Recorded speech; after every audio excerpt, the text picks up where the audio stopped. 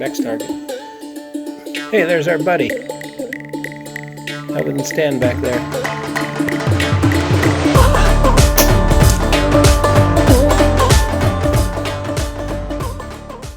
All right, well, hello and happy Labor Day weekend, everybody.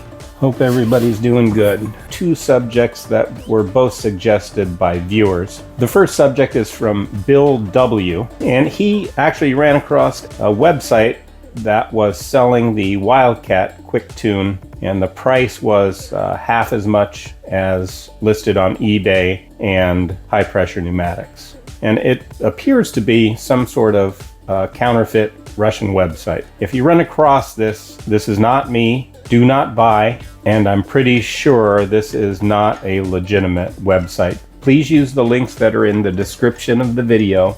Those are the only two places you can buy the quick tune systems. The second viewer suggested subject, this one's from Hector. Hector is interested in the quick tune system for his Wildcat, I believe. Hector wanted a more in-depth review of how everything fits together and how everything works. So I went ahead and pulled apart the Wildcat, and I'll put a before picture up here, that way you can see, and then I'll bring you in close here. Okay, so here are exactly the order of how the components will come out of your Wildcat. So you got the hammer, goes in first, then you've got the spring, and the spring fits around the hammer like this. You got the spring cup, which holds the spring. You've got this very small kind of nylon puck, and that fits beneath this screw, and this screw intersects with your fine adjustment screw.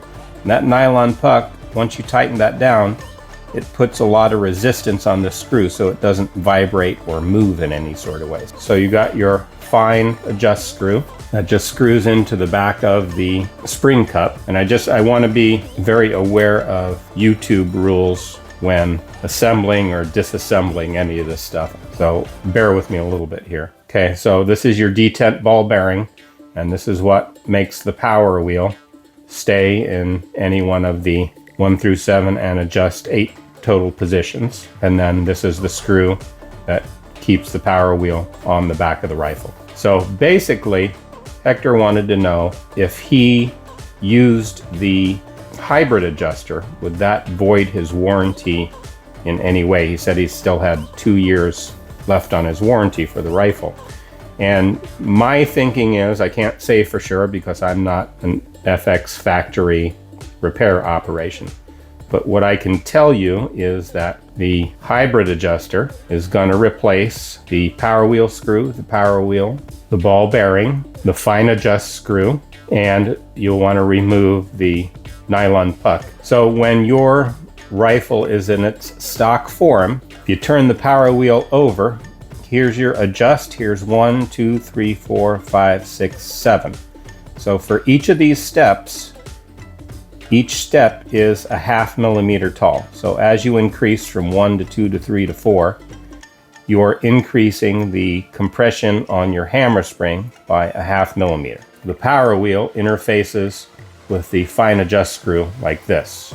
So it just rides along each of those steps, and then as you turn the power wheel, it's pushing the spring cup forward an additional 0.5 millimeter. So what you have when you replace all of these components with the hybrid adjuster is you basically just have the spindle from the micrometer head interfacing with the spring cup like this. And both those surfaces, see if I can get a good shot of them. Both those surfaces are just flat steel surfaces. These are all the components that came off of the Wildcat that I've been using for all the videos. And what you can see is there might be a very, very slight witness mark on the spring cup. But because both of these components are both steel and they're both flat and very smooth, you're not going to put any wear within reason on each of these components. And in fact, with the OEM components, the fine adjustment screw is steel and the power wheel is aluminum. What FX tells you is never adjust your power wheel when the rifle's cocked. So when the rifle's cocked, the fine adjustment screw is putting quite a few pounds of pressure on this power wheel. And if you adjust it, you're gonna leave a mark on the power wheel.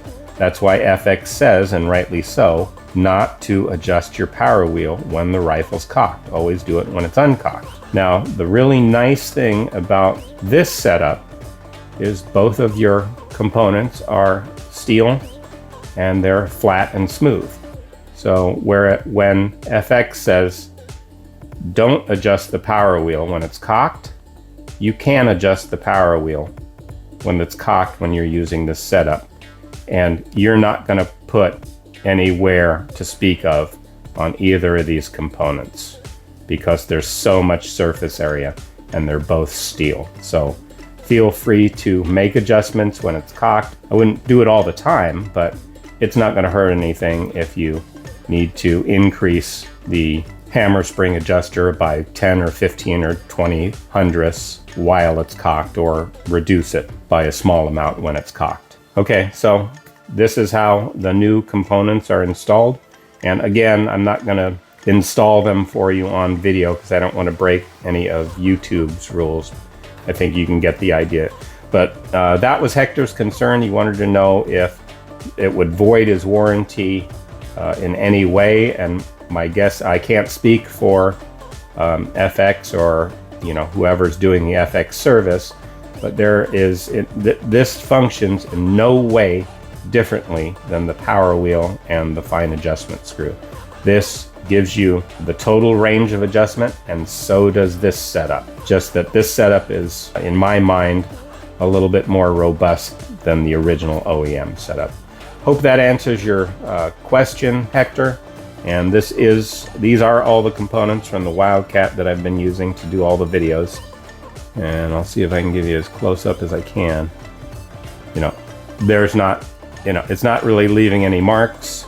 This butts up to the back of the rifle. It's just flat. This doesn't leave any marks on the back of the action. These two screws have the same thread pitch. Nothing's been changed there. Pretty straightforward, and it's pretty much a one-to-one replacement. You just get the ease of using the micrometer head, which makes everything toolless. Hope that answers your question. Hope that helps everybody. Hope everybody's having a great holiday, and I will see you soon. Thanks. See you next time.